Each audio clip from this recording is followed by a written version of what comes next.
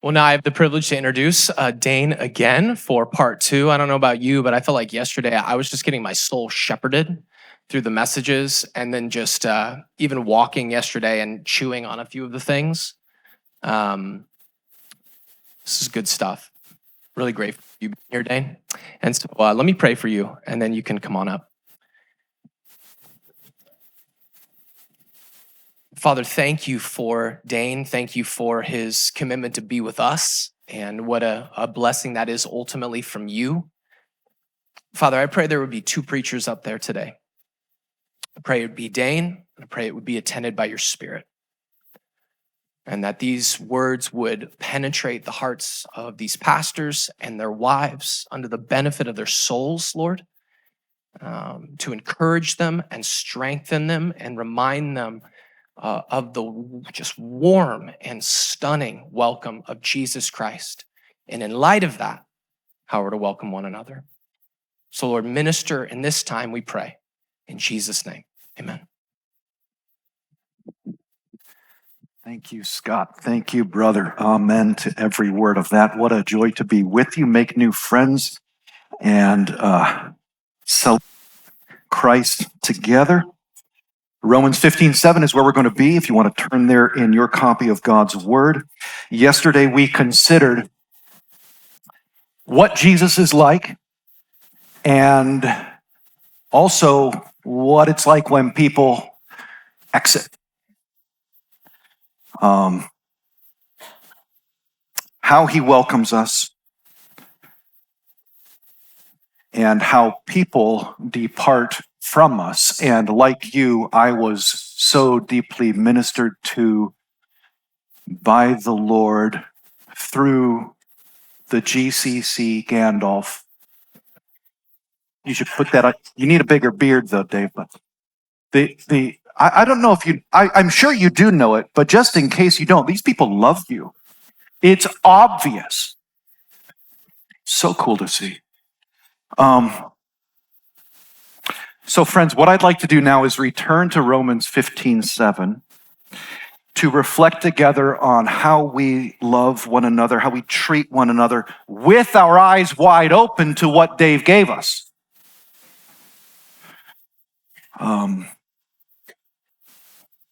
How do we treat one another knowing that some number of them are going to ghost us? I've had one person in 3.5 years of the many who have left the church have the courage and the respect to come sit down with me in my office and look me in the face and say, we're leaving and here's why. It almost didn't bother me that they were leaving. Almost. But that they would do that meant so much when they just melt away and you're sitting there as elders in a monthly or a weekly meeting and you say, hey, we haven't seen this family and why? No, I haven't seen them. And then you find out they're at another church, maybe secondhand. Thank you for helping us think through what that is and how that is actually the inner logic of the gospel fortifies us in that way, brother. So what are we going to do given the reality of deep relational departure and pain? Answer: we're going to love just as or more fiercely. We're going to let ourselves die by loving. We're just going to accept that deeply. And the reason we're going to love and treat one another with welcome and never quit doing that and remind one another at annual GCC retreats, this is what we're doing. The reason we're going to do that is one little word looking back at us from the scripture. It's in Romans 15:7, and it's the little word A-S.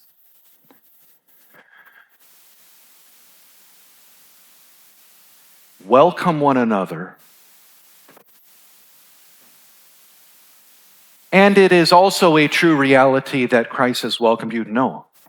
Welcome one another what a wonder, as Christ has welcomed you. Welcome one another as Christ has welcomed you. How do we welcome one another? As Christ has welcomed us. How did Christ welcome us? I listed 30 yesterday. I had 37 in my notes. But the last 7 were distinct to him. Actually, there are some ways he welcomes us we don't welcome others. He welcomes us, for example, with new birth. There's all kinds of saving dimensions to his welcome. But there's at least 30. I bet as a group we could come up with 300 that are ways that Christ welcomes us that are transferable, that we can take in and pass on. How do we welcome one another as Christ has welcomed us? I'm pleased to report I have 30 points for you today. They're the same 30 words with different texts. This is a bit of an experiment. Scott said, Dane, are you trying not to get invited back? It's the same 30 words. Here's what I'm trying to impress upon you that I am having impressed upon my own heart. The ways in which the Lord Jesus pulls us into his heart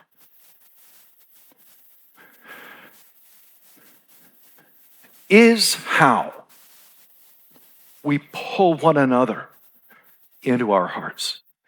And I want you to see this from the pages of Scripture with actual texts. So once again, it's Romans 15:7, except instead of 30 vertical dimensions of Christ's welcome to us passages, it's 30 horizontal. Oh, by the way, I'm going to send to the team here like a 2-pager that will have what I have envisioned, and I haven't executed this, I'm going to try to do this tomorrow, but enumerated, here are the 30 words on 2 columns. 30, 30. Christ, as Christ has welcomed us, how we welcome others. So just as like a takeaway piece, I think I mentioned this yesterday, but so again, if you're the note-taking species, do what you will, but I will have those texts, words and texts for you, okay? I'm going to add a little color commentary, going to try to restrain myself from adding too much because we've got to get through these, but here they are once more, and I ask you to receive this because this is actually God's word, what I'm giving you, these Bible texts. This is what God says. Number 1, ruggedly. Welcome one another as Christ has welcomed you. I told you yesterday, this is the word used for how Peter grabs and physically pulls Jesus aside. Here would be a text to attach to that from Philippians 2. Paul says, talking about Timothy, I have no one like him,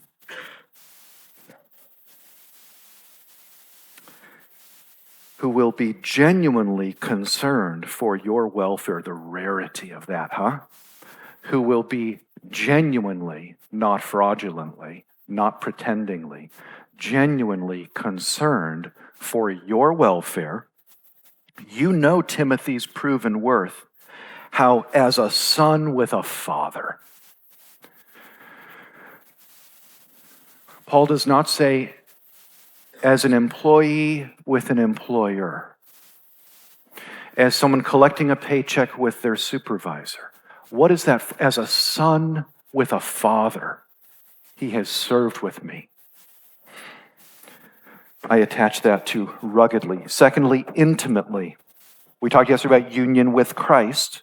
We also have union with one another. Get a load of this text. As I was doing one flyover read-through of Ephesians after another, as I got ready to begin preaching through it a few months back, I came to this text. I don't know if I've ever noticed it before, Ephesians 4:25. Let each one of you speak the truth with his neighbor. Why do you speak truth with your fellow Christian?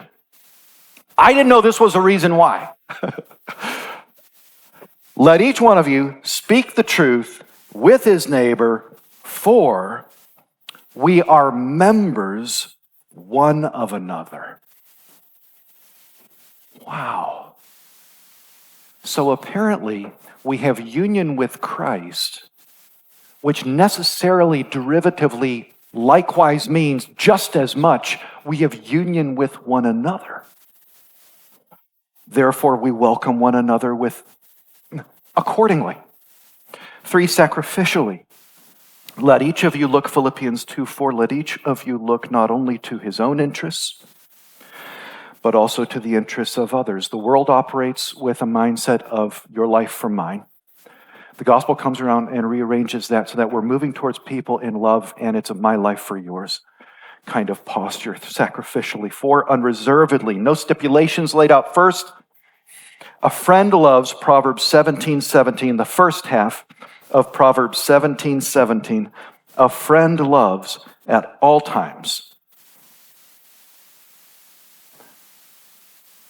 Not fair weather. A friend loves steadily, unreservedly, at all times. Fifth, permanently, the second half of Proverbs 17:17. And a brother is born for adversity. We all know, Dave talked about it yesterday. We all know what it's like to have a lot of laughter and apparent solidarity and joy and praying together. Pre-adversity. Then you find out who you really have solidarity with, who's an actual brother or sister. A brother is born for adversity. 6, happily. Philippians 2:28. I am the more eager to send him, Epaphroditus, I am the more eager to send him that you may rejoice at seeing him again, and that I may be less anxious, that you may rejoice at seeing him again happily. Okay. Let me put out a thought for your consideration. Some of you will disagree with this. That's okay. Might it be that one way that we can rejoice over one another, let me put it this way, being happy about, rejoicing with others as long as they agree with you right on down the line. The world does that. Fox News does that. What about this? What if GCC was, and I smell it already is, what if it was a fellowship where when you find yourself in disagreement with another brother or sister, I'm not talking about matters of first importance, not gospel, but secondary and tertiary matters, how you engage the culture, philosophy of ministry stuff, millennium. What if when you find someone, this is actually really fun to do, you find someone who disagrees with you, you rejoice over them all the more. Hang on. You actually rejoice over the point where you disagree. You don't agree with them. It is a genuine disagreement. Okay. But my point is, it's one more opportunity for you to function as the gospel leads us and not as the world rolls. You actually rejoice over them all the more. So if you disagree with me about that, let's rejoice over each other all the more. That's not the way of that may feel like you're compromising your convictions or something. Don't. You don't have to compromise what you believe, but you can simply rejoice over someone who you are members with them and celebrate you do agree on this one thing of good news. That's not progressive or like lowest common denominator. You hold your convictions right on down the line. You just rejoice over one another. I would like to live like that. Happily. 6, 7, patiently.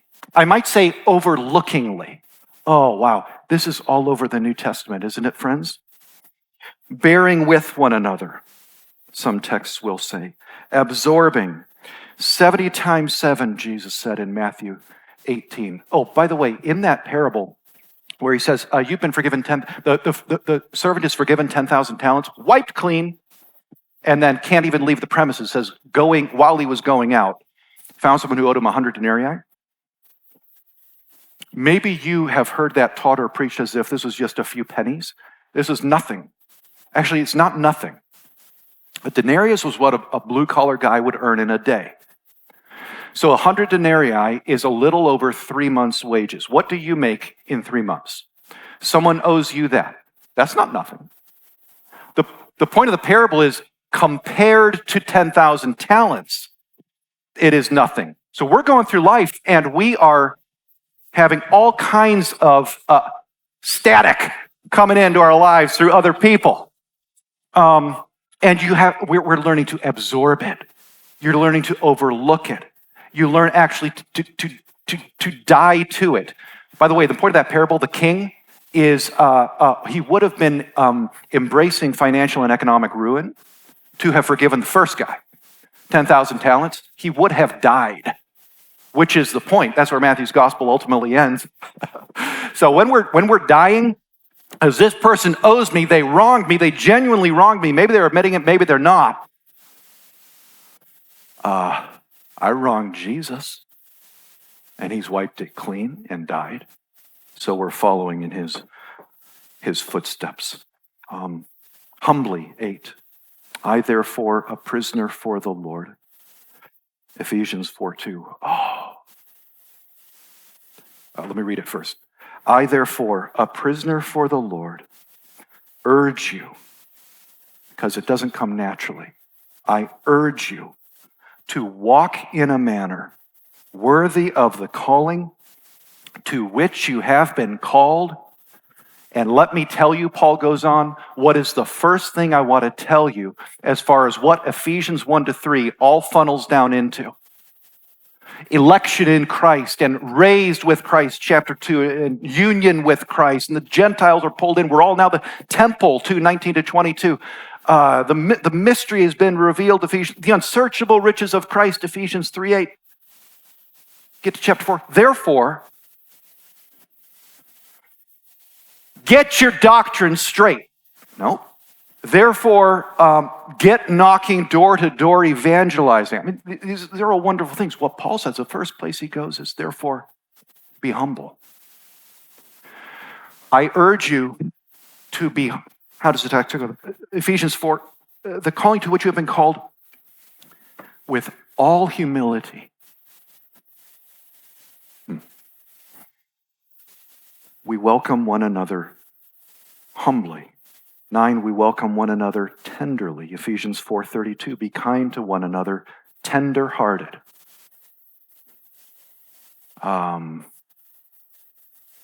Not prickly, easily offended, quick to correct. Be kind to one another, tender-hearted. 10, emboldeningly. When Timothy comes, I love this. Guys, I just discovered this text last year. Have you ever noticed this? 1 Corinthians 16:10. When Timothy comes, what would you expect Paul to say to the Corinthians about what they should do when Timothy shows up? Wow. When Timothy comes, 1 Corinthians 16:10, see that you put him at ease. Did you ever notice that? Okay, question. I'm not trying to make you feel guilty. Could we agree to walk into church on a Sunday morning? You're one of the first ones there as a pastor. Wives too. What if we walked into church and our goal, among other things, we got to preach a sermon, we got to love people, we got to put up with people we don't like? What if our goal, what if our operating principle was, my goal this morning is to put people at ease? If someone responded and said, that doesn't sound very apostolic, or that doesn't sound very rugged or thick, or, is that good leadership? The very previous verse, Paul says, I will stay in Ephesus till Pentecost, for a wide door for effective work is opened to me, and there are many adversaries. I'm just drawing your attention to the fact that the same guy who says when Timothy shows up, put him at ease, would you? Just put him at ease. Zero pressure. It's the same guy who in the previous sentence said, I'm staying here for two reasons. Number one, the ministry's going great. Number two, a lot of people hate me. That's the same. There are many adversaries. You do see what he says in verse 9. I'm staying here because, what a philosophy of ministry. I'm staying here because I have a lot of enemies.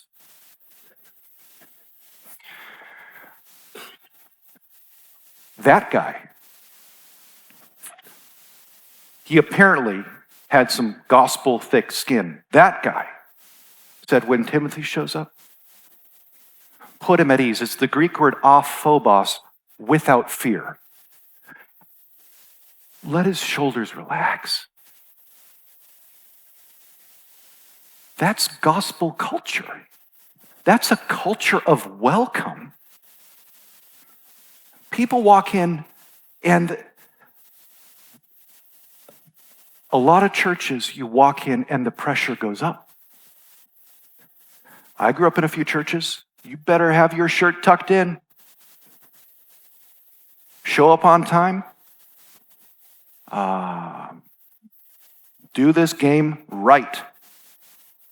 How terrible. It's a betrayal of the message being taught. As Christ has welcomed us, we welcome one another. 1 Corinthians 16:10. Emboldeningly, giving one another strength, putting one another at ease. 11, unashamedly, or to put it positively, honoringly. Romans 12:10. This is never far from my mind. My dad taught me this.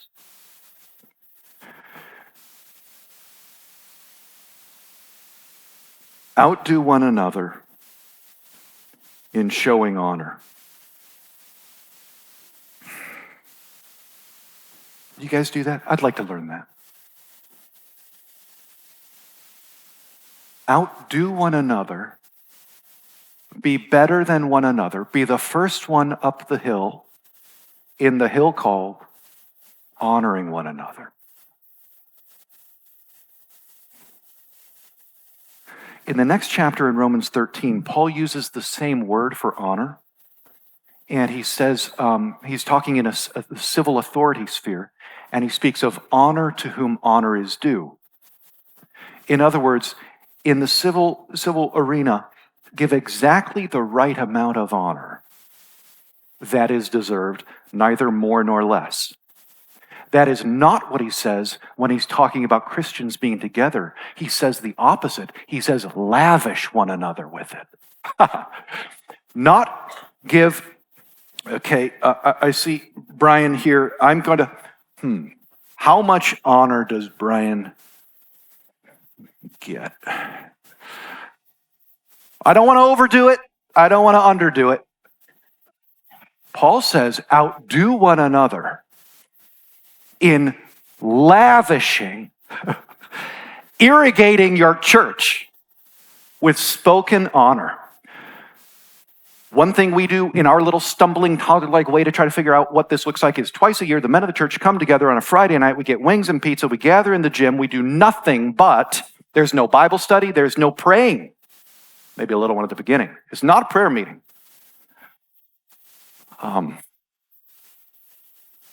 All we do is we read a verse like Romans 12:10. There are many of them in the Bible. And then we do it. The guys have risen to it. The very first time we did it, I thought, are these guys going to do this or not? Actually, the first time we did it, I had some plans.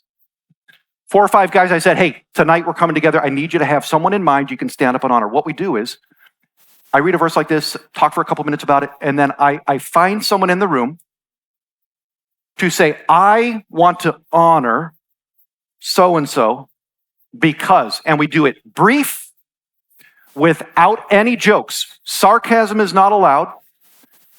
Us guys can do this with sarcasm. It tends to come out a little bit better. No. That is retracting the honor you're offering. Brief, no jokes, and specific. Specific. Brother, I have really noticed, I know you're going through a hard time at work. You're under a lot of pressure. I see you trusting God by walking in the light with others as to your, or whatever. And he is honored. Brief. And then I sit down, I say, would anyone else like to share? We spend the next 45 minutes or so, and one guy after another is popping up and honoring someone. Some guys do it better than others. It'll always be the case. We call it honor time. We want to obey Romans 12:10. Welcome one another as Christ is welcomed. He welcomes us unashamedly. We welcome one another unashamedly. In fact, we honor one another. Where am I? Number 12. Compassionately. Put on then as God's chosen ones, holy and beloved, compassionate hearts. I wonder if you have ever, look it up if you haven't, ever come across George Whitfield's 1740 letter to Wesley. Whitfield the Calvinist to Wesley the Arminian. And he is appealing to Wesley to join him in better theology. And he says, I appeal to you. And what he does is, he says, Wesley had told Whitfield, you Calvinists are so mean and cold. And a lot of us are.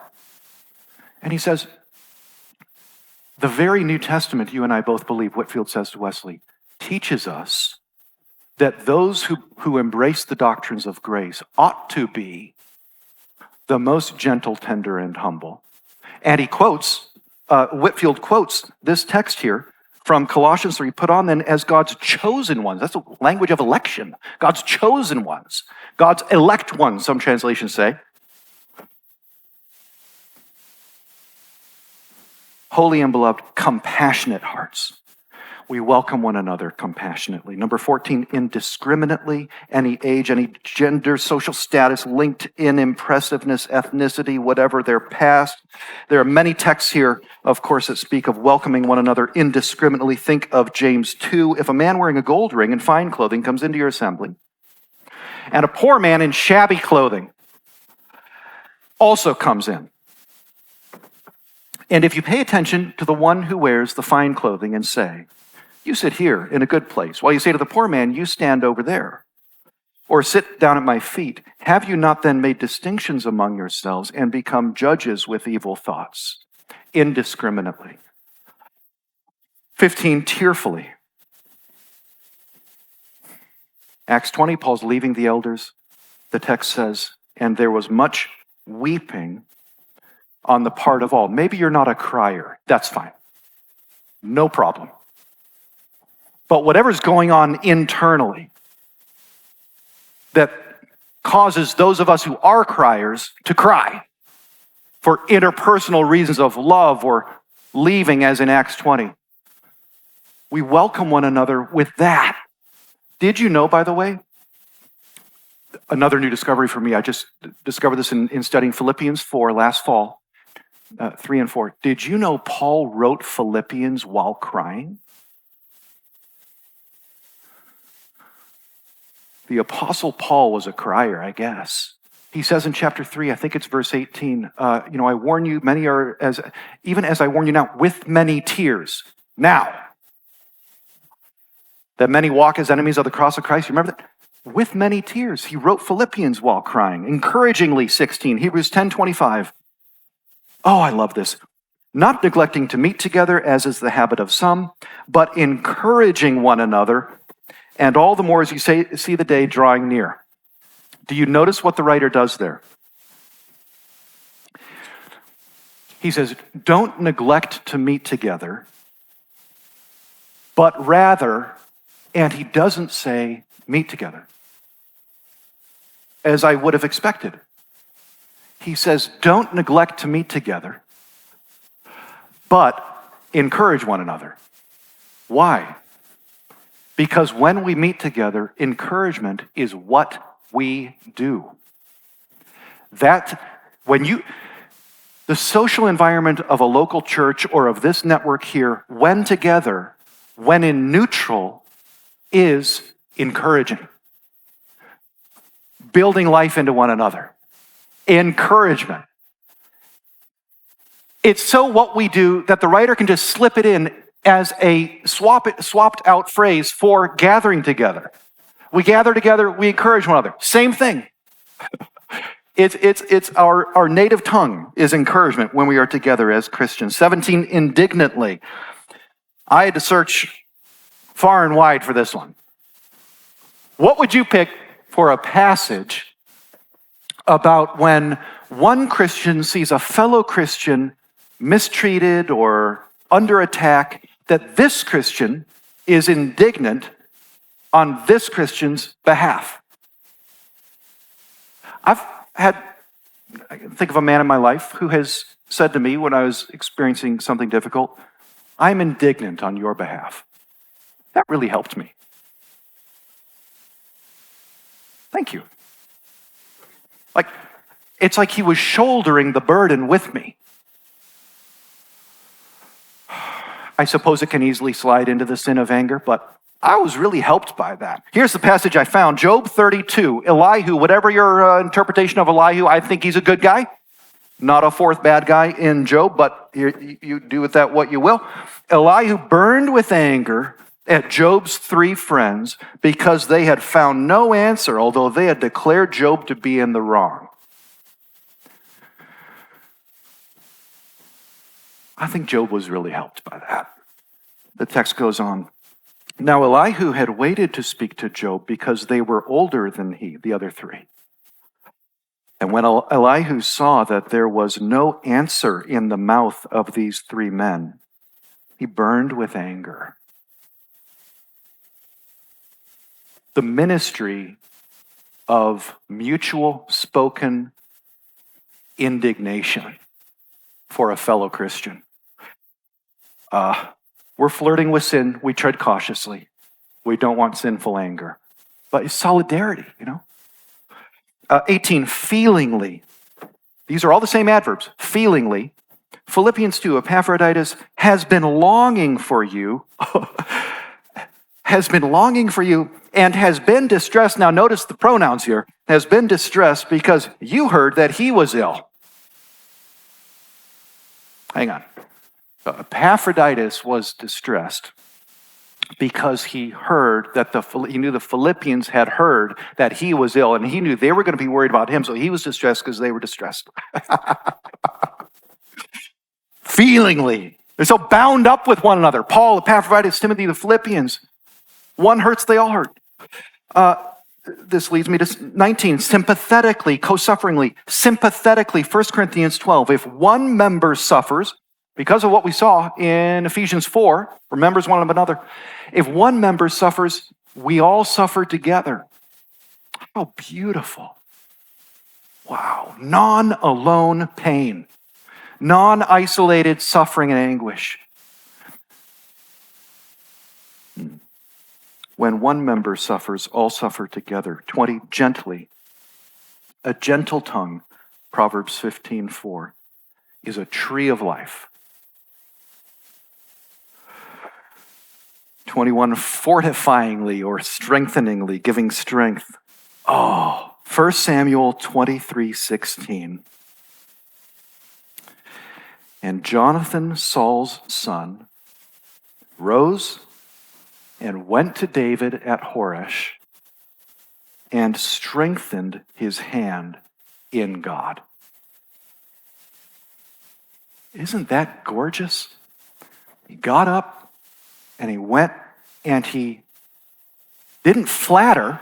It was strengthening his hand in God. They did some theology together, but it was strengthening his hand.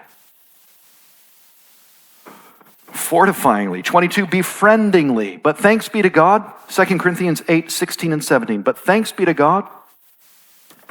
Parenthesis. I have been so surprised to find in maybe the last 3-4 years how much in Paul's letters are not doctrine, are not talking about justification or union with Christ, or I guess they are doctrine in a way, but how often he's talking about his relationships.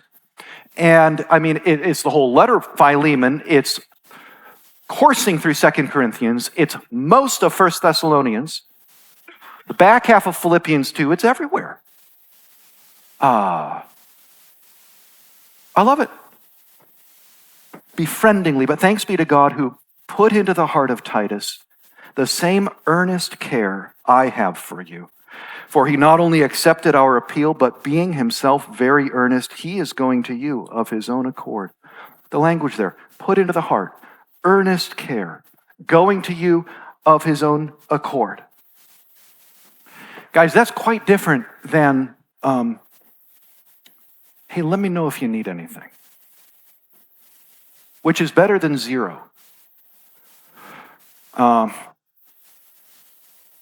For some of us, let me know if you need anything is basically, please don't get in touch with me. I do not want to roll my sleeves up and be involved with you. At least I've used it that way.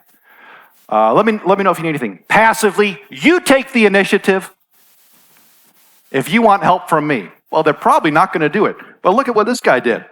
Thanks be to God. He's going to you of his own accord. He's getting in his car. My wife has taught me, when someone is in pain, just show up. Don't text them or call them and say, can I come? Because they'll say no, because they don't want to put you out. So you just show up on their doorstep. 9 out of 10 love it. 1 out of 10 is uncomfortable. It's worth the ratio. You might not know which is which, but just to show up. John Short, as one of our elders, has taught me this too. Just show up. Just show up. Don't stay long. A hug, a prayer. Here's a psalm. I'm praying over you. I love you. Goodbye. Fully 23. Jesus loves to the uttermost. We echo that in our relationships in the church. Consider the churches in Macedonia. I'm still in 2 Corinthians 8. In a severe opening verses of 2 Corinthians 8, fully to the uttermost. In a severe test of affliction, their abundance of joy and their extreme poverty have overflowed. Wait a minute, don't you mean their extremely good dividends from their 401ks? Their extreme poverty have overflowed in a wealth of generosity on their part. For they gave according to their means, as I can testify, and beyond their means, of their own accord, just like Titus, of their own accord.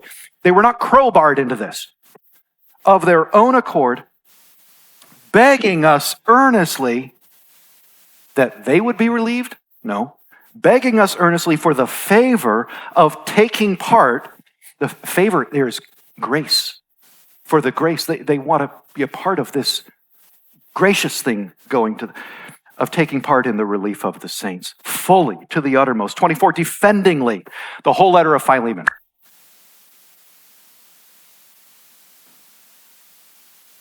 Defendingly.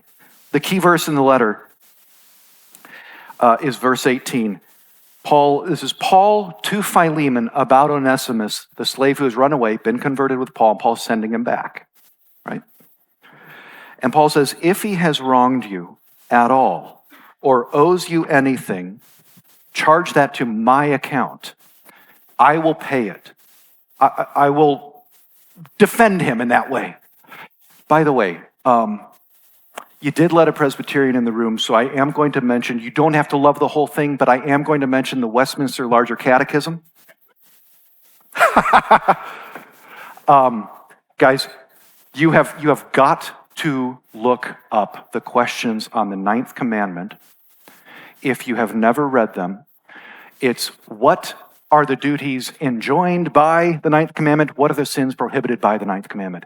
It is the most exquisite demonstration of how we treat one another and how we defend one another. And don't bear false witness against your neighbor is the 9th commandment if you have forgotten. And they have like one huge long paragraph for each. What does it mean you don't do? What does it mean you do? It'd be worth looking at that as an elder team or a staff team and saying, just going clause by clause through it. It is amazing. Defending eagerly, 25, when we could bear it no longer. 1 Thessalonians 3, when we could bear it no longer, we were willing to be left behind at Athens alone. We sent Timothy, our brother and God's co-worker, and so on. Verse 5, he says it again. For this reason, when I could bear it no longer, I sent to learn about your faith. The eagerness, I'm on the edge of my seat to welcome you, to be with you. 26, attentively count others more significant than yourselves. Attentively. Noticing and dignifying that person in your church who, if you're honest, and I have a couple who you try to avoid them. Because it might be someone who locks you into a conversation you cannot get out. They're just high maintenance. Attentively. What if we counted that person as more significant than us? 27, cherishingly, almost done, guys, cherishingly. I mentioned Ephesians 5:29 yesterday. There's only, nourishes and cherishes us. Christ does the church just like we do our body. There's only one other place in the New Testament where that same word cherishes is used. And it's used in a horizontal way. It's in 1 Thessalonians 2:7. We were gentle among you, like a nursing mother taking care of her own children. Taking care of is the ESV's translation of the same Greek word cherishes in Ephesians 5. The picture here is of a breastfeeding mother with like a 3-month-old that is so weak it can't even lift its own head. You have to be that tender and delicate with it. That mother cherishes that child, and Paul says, the Apostle Paul says, that's how we were with you. Wow. Freely, 28, we have spoken freely to you. 2 Corinthians 6:11. We have spoken freely to you. Our heart is wide open. What if we told our people, hey guys, just so you know, my heart is wide open to you. 29, wholeheartedly. 1 Samuel 14:7, and his armor bearer said to him, this is Jonathan's armor bearer, do all that is in your heart. Everyone in the room can last. No, I'm not going to say that. I was going to say everyone in the room can last if you have one person who is saying this to you. You can last if you have the Lord Jesus. We learned that from 2 Timothy 4 yesterday, but this sure helps a lot too. Do all that is in your heart. Do as you wish. Behold, I am with you, heart and soul. A friend of mine who is on staff now, we've been friends for 15 years, texts me that. I bet he has texted me that 50 times over the last 15 years. Dane, I'm with you, heart and soul. And I say to him, 30, perseveringly. Oh, wow. 2 Corinthians is my favorite book of the Bible since 2006. 2 years ago, 2 summers ago, I did a deep dive into it for a writing project, and the number one discovery I made that I had never noticed was 7:3. The end of chapter 7, verse 3. You are in our hearts. This is a great one to end on. To die together and to live together. Here's the discovery I made. In only 2 other passages does Paul use the same 2 verbs together, co-die and co-live. Die together, live together. Romans 6, 2 Timothy 2, both of which are talking about in our union with him, dying with Christ and rising with him. And here, Paul takes that wondrous category and flops it on its side and says horizontally too, you are in our hearts to die together and to live together. So we're using this language at NPC. Oh, we made an offer to someone to do our middle school ministry. Yesterday, one of the other pastors texted me a photo of the acceptance letter of this brother to do our middle school ministry. And I read it yesterday morning. It said, Dear Davy, comma, you all are in our hearts, are in my heart, to die together and to live together. Respectfully submitted, James.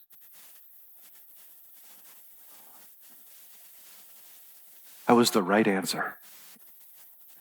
Isn't that a beautiful, beautiful answer? You are in our hearts. Oh, guy, the point is, hey, I just want you to know, we need someone saying this to us. I just want you to know, if you go down, I'm going down with you.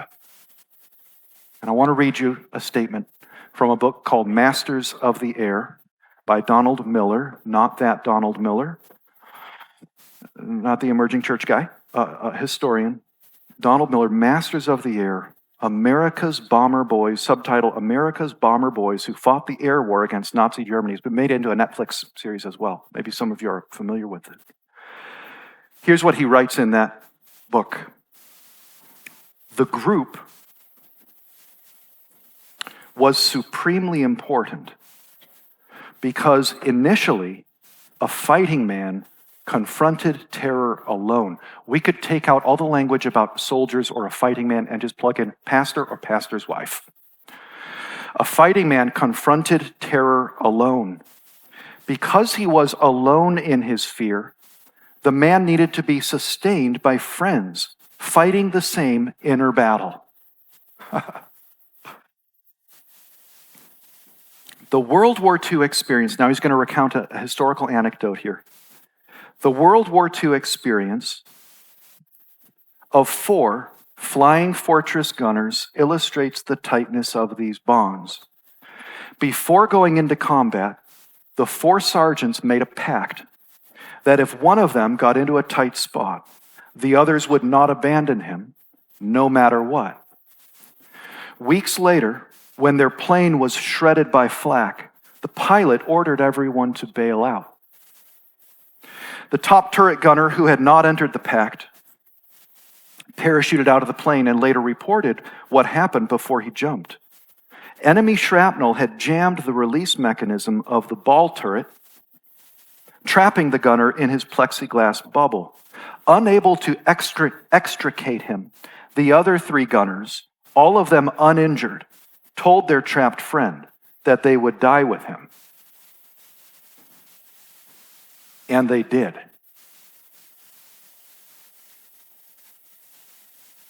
I read that to my wife. She said, that was pretty stupid. She's probably thinking of family back home.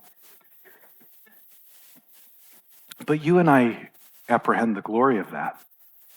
And maybe if you're thinking, that's World War II guys up in an airplane, I don't do that. I can't, that's another reality than what I can reach. No, you're wrong. You can do that. Let me read you a text from a longtime ministry teammate of mine from just recently. I read this today and thought of you. This is a text message. You can do what I just read to you with men and women in your church. You actually can. And then some will break your heart. That's true. Some will depart. True.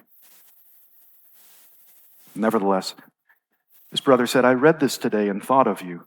2 Samuel 15:21. But Ittai answered the king, as the Lord lives, and as my lord the king lives, wherever my lord the king shall be, whether for death or for life, there also will your servant be. That's a quote of 2 Samuel 15:21. He went on to say, you are my brother and my friend, and I love you.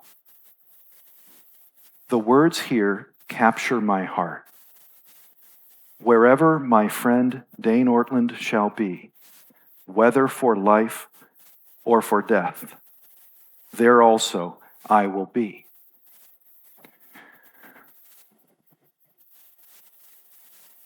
Oh, I remember reading that. My initial thought was, he just bought me another 6 months of not quitting with one text that probably took him 45 seconds to send.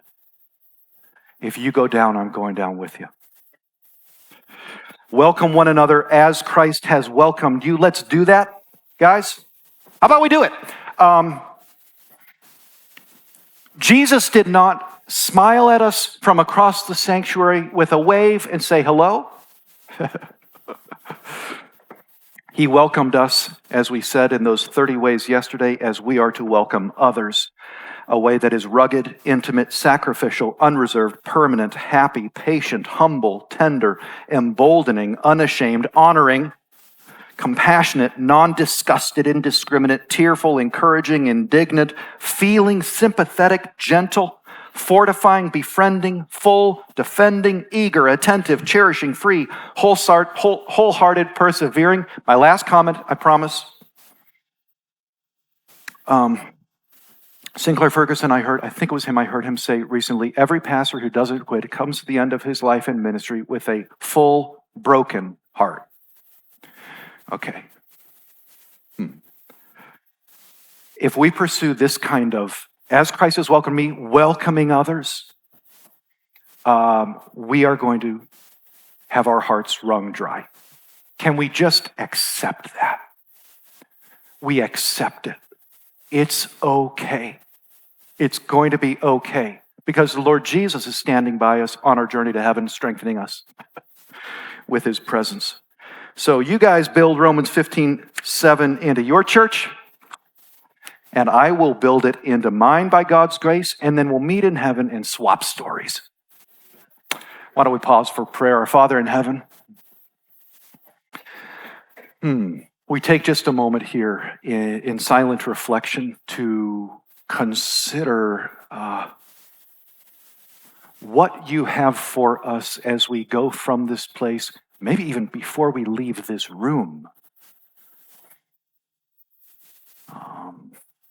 With regard to Romans 15:7, who in this room and we've got people here from Toronto and Romania, far-flung places, some are right here in town.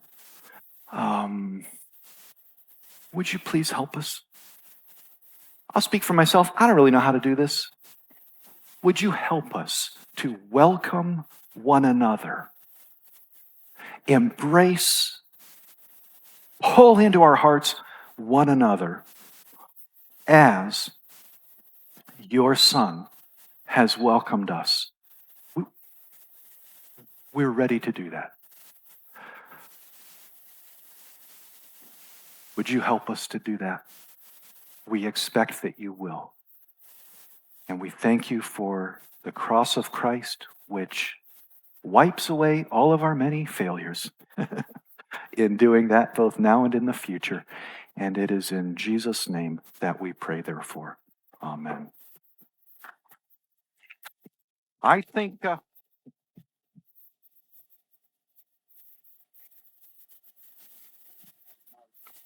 we need a mic.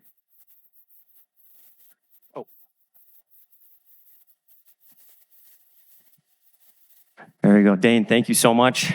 So appreciate that. For those of you who don't know me, my name is Ian Hales.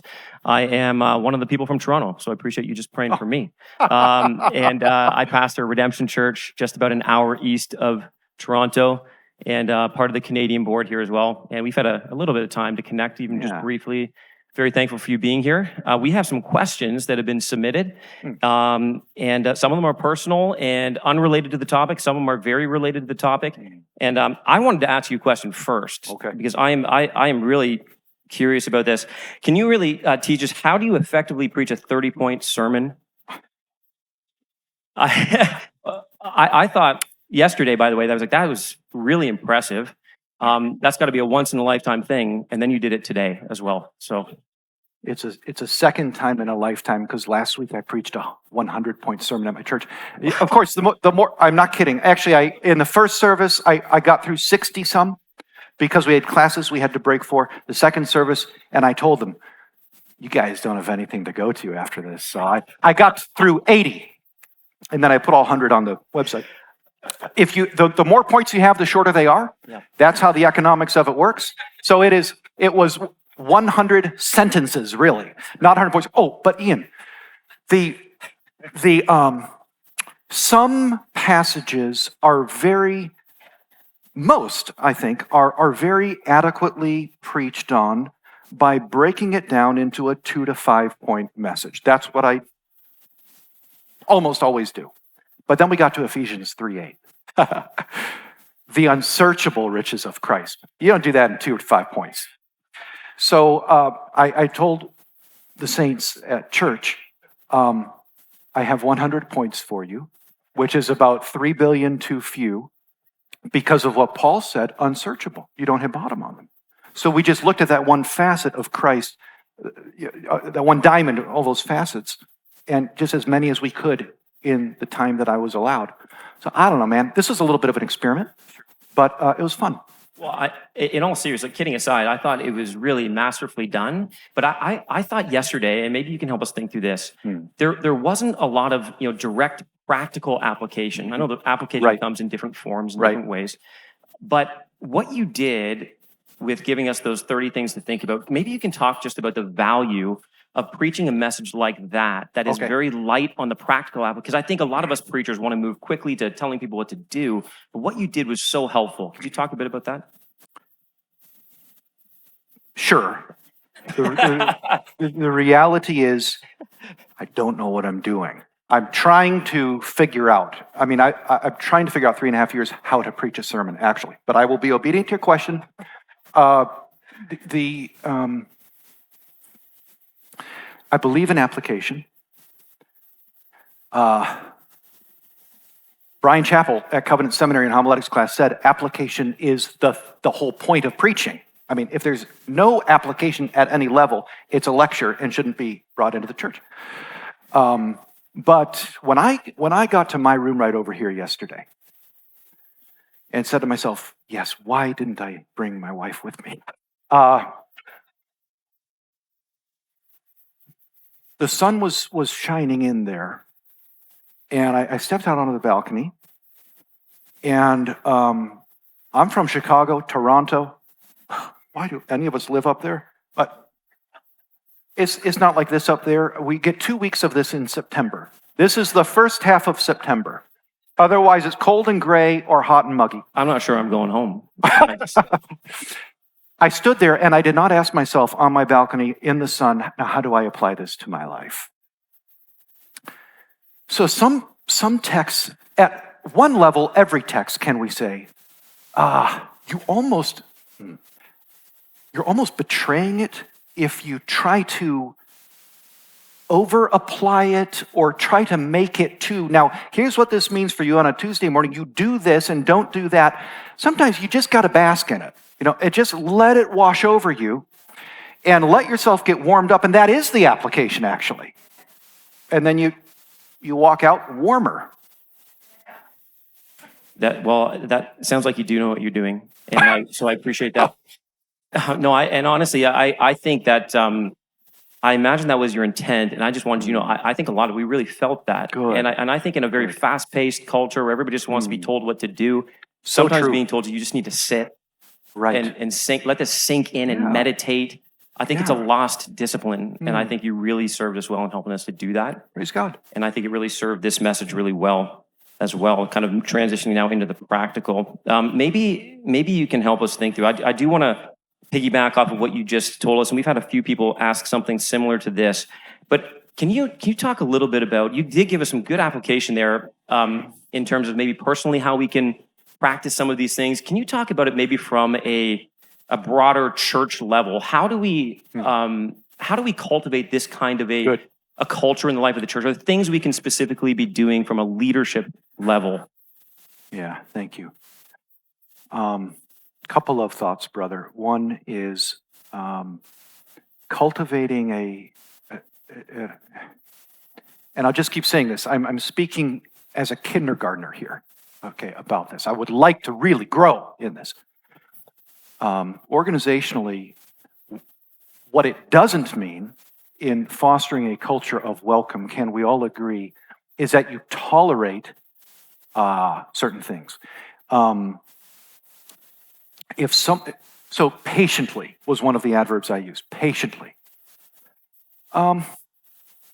If someone's a gossip,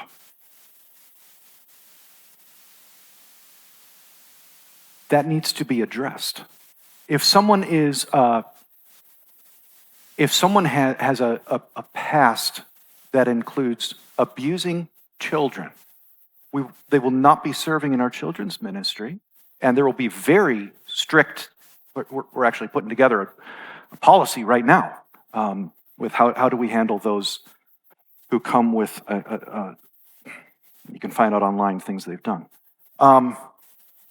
If someone is underperforming, a staff person, we address it. A culture of welcome, you're addressing it, and maybe people need to be let go from time to time, and you're doing that for the sake of fostering a culture of welcome and removing dysfunction if someone proves unable, unwilling to grow.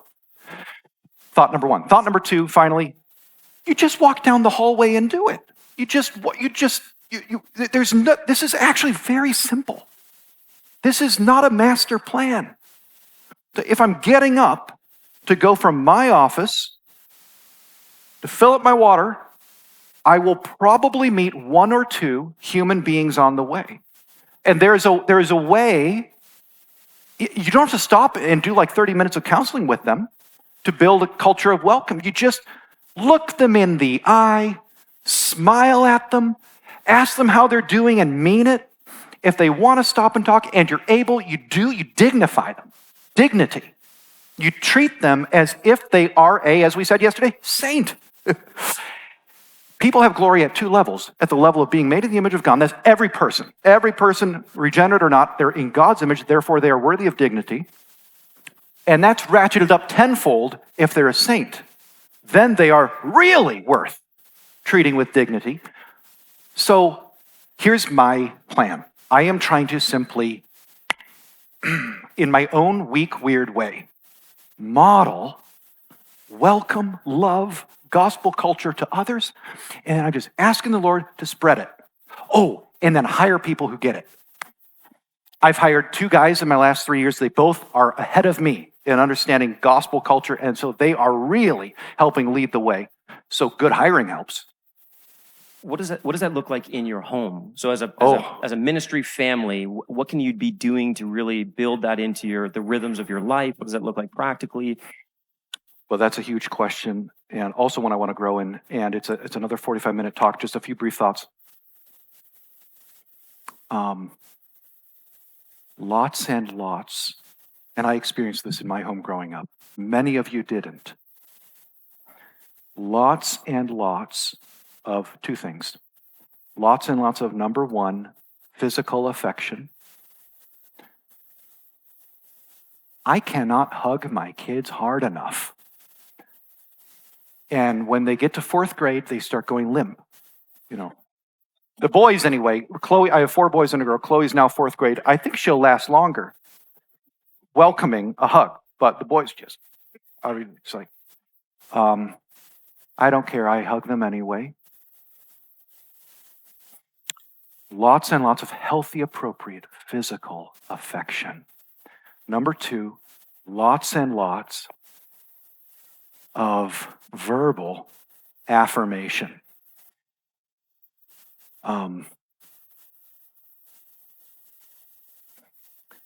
I want to so drown my kids in expressions of honor, love, and affirmation that they are rolling their eyes.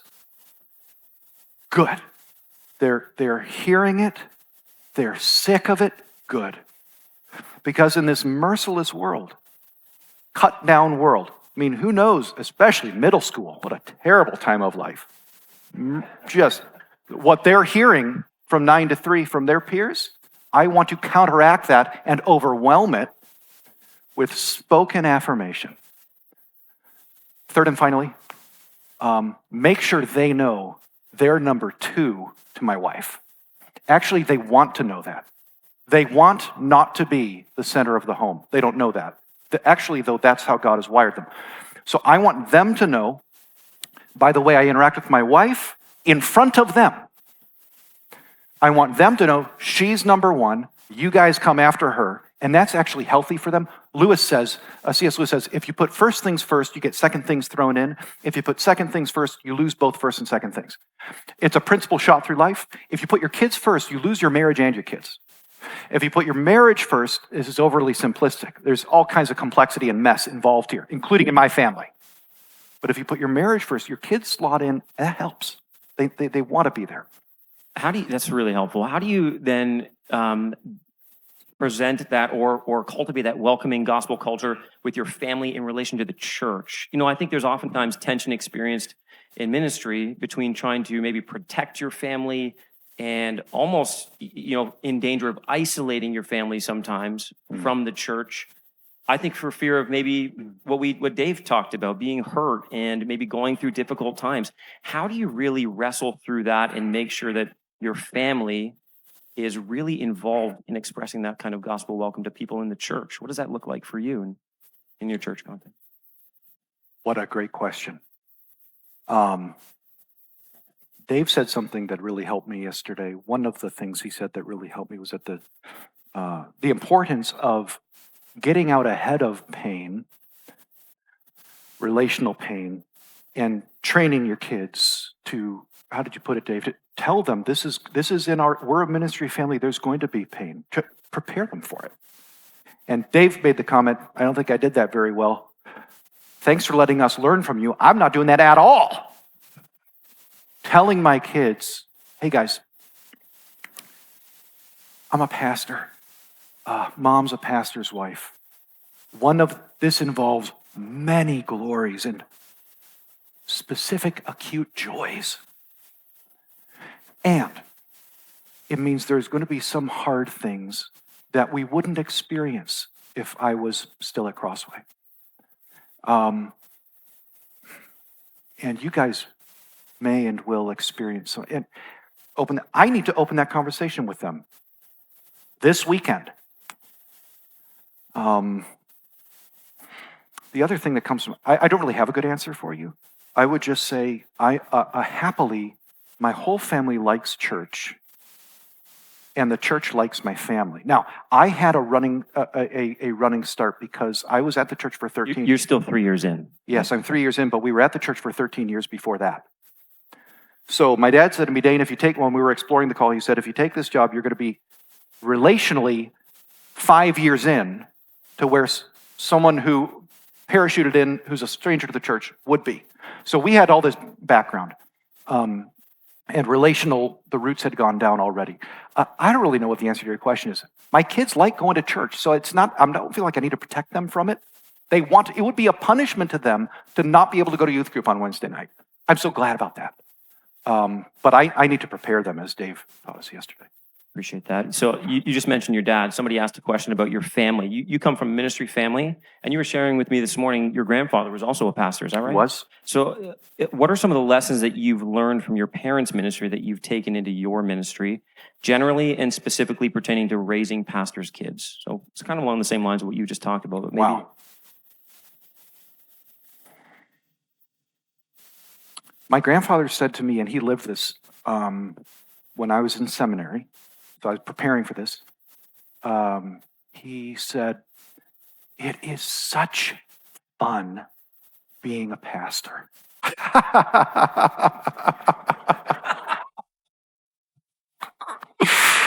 I needed to hear that because, and my parents communicated too, but they, like all of you, have had specific acute seasons of pain. And I saw that growing up. And I think I mentioned yesterday, I'm 45. I took this call when I was 41. I believed when I was 21 that God was calling me into ministry. Okay. I don't know if I was running from it or I don't know. Maybe there's a little more Jonah in me than I realized or something. But it took 20 years for me to be brave enough to take the plunge into it. That's one way to interpret reality. And maybe it's just God was just waiting to grow me and so on. Because I saw a lot of the difficulty in ministry growing up, I would say today, actually, it's far more enjoyable than I thought it would be. And there's been more pain than I expected too. How did they, I don't know, I think they just, my dad would give me a little speech from time to time. Hey, Dane, I don't care if you go into ministry, and he told me his dad would give him the same speech. I don't care if you go into ministry. Read my lips, I don't care. I just want you to love the Lord. I just want you to walk with the Lord. So that was depressurizing. Because sometimes especially I'm in college doing a Bible degree, seminary, someone would meet me, I'm talking with my dad, I remember one interaction in particular, and someone says to me, well-meaning, says to me in front of my dad, "Oh, you're walking in your daddy's footsteps, are you?" What a terrible thing to say. And I remember one time, this gentleman walked away, my dad said, "Hey, Dane, you don't have to walk in my footsteps. Walk in your footsteps." So I think, again, there's no rocket science here. Just tell your kids, let them be ordinary. Let them be ordinary and messy. Right. I want to circle back to just the gospel welcoming culture, because you said something to me this morning that I'd love for you to talk a little bit about. Okay. You mentioned Brian Chappell. He says structures tell stories. So the liturgies of our church are teaching our people something, whether we realize it or not, or whether we're intentional or not. But you talked about something that you guys do at your church. I would love for you just to maybe share a little bit about that welcoming culture. Yeah. I learned it from my dad, as I've learned everything from my dad. The stupid stuff I do, I learned on my own. The good stuff, it pretty much all came from him. And what they do at Emmanuel Nashville, I don't know if they call it this, we call it a gospel welcome. And what it is an opportunity in the first 90 seconds of the service, is this what you're talking about? To help people breathe. So what we do is we start each service. Sometimes it's before a song, sometimes it's right after the first song. And one of the pastors or I will read a verse or give a little like juicy quote from a Puritan that is just high octane gospel.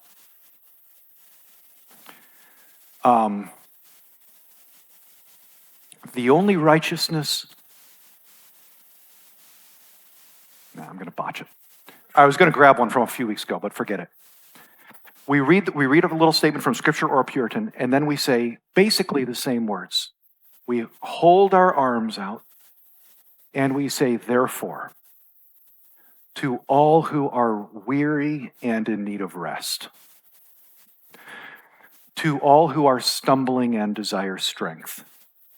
Scott knows this from his years at Emmanuel, and I've adapted it a little bit, Scott. To all who are ashamed and don't know how to look the Lord Jesus in the face and need to know the glory that actually is residing upon you. To all who are afraid and need fresh courage for your life this week.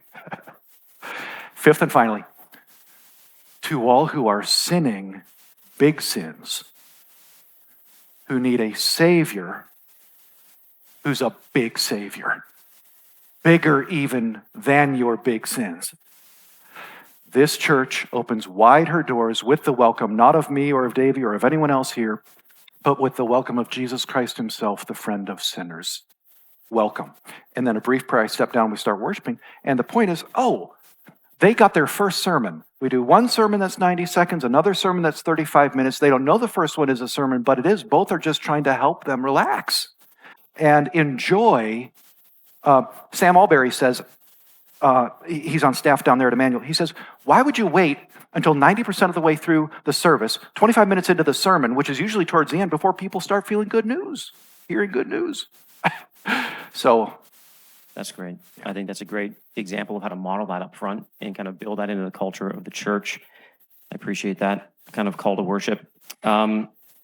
Someone asked this question: what advice do you have on rejoicing over those who differ with us? Are there practical ways to cultivate this type of heart? On the flip side, are there dangers to watch for? Rejoicing over those who disagree with us, that thing.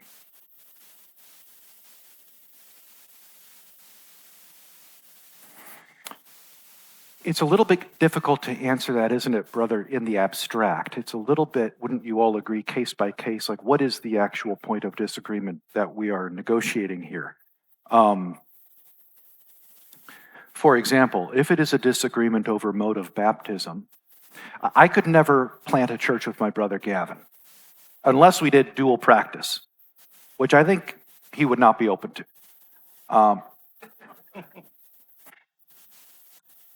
He's a Baptist, I'm a Paedo-Baptist.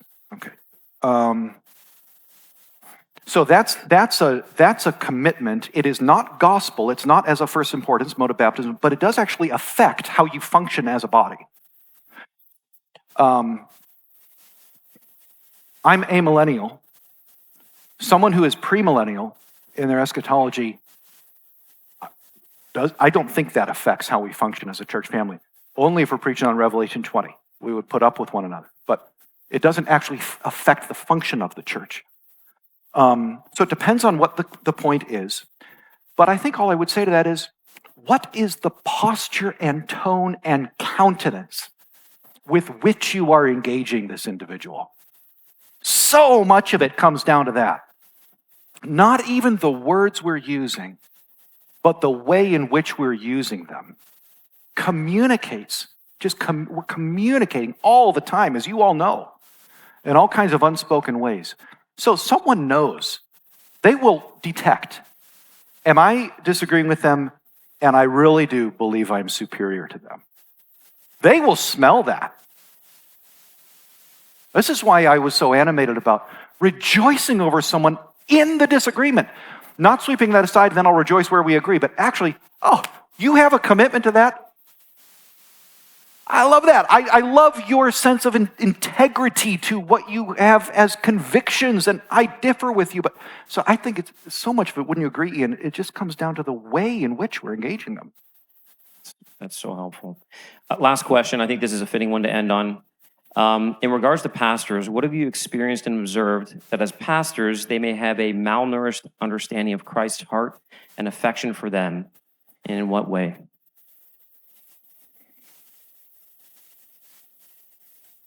How have pastors had a malnourished?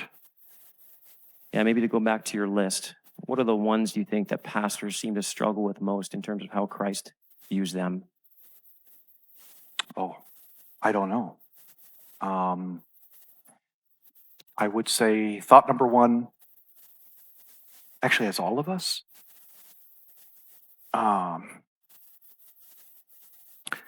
all of us are going to die one day, not having exhausted, still malnourished, not having exhausted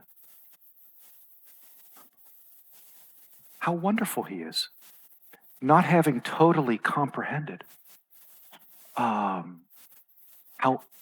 endless he is. When Columbus hit the Indies, he thought he was in Asia, when actually there was a vast continent between him and it. So he misnamed the Caribbean. There are vast regions to the real Christ that we've not yet explored. So this is, which ones are most, I don't know, you answer it. Whatever you think, or another 30 that you find in the scripture, and explore those regions of Christ, the unsearchable riches of Christ. This is our lifelong journey. Seminary gives us the tools to make the discoveries. It doesn't give us all the discoveries.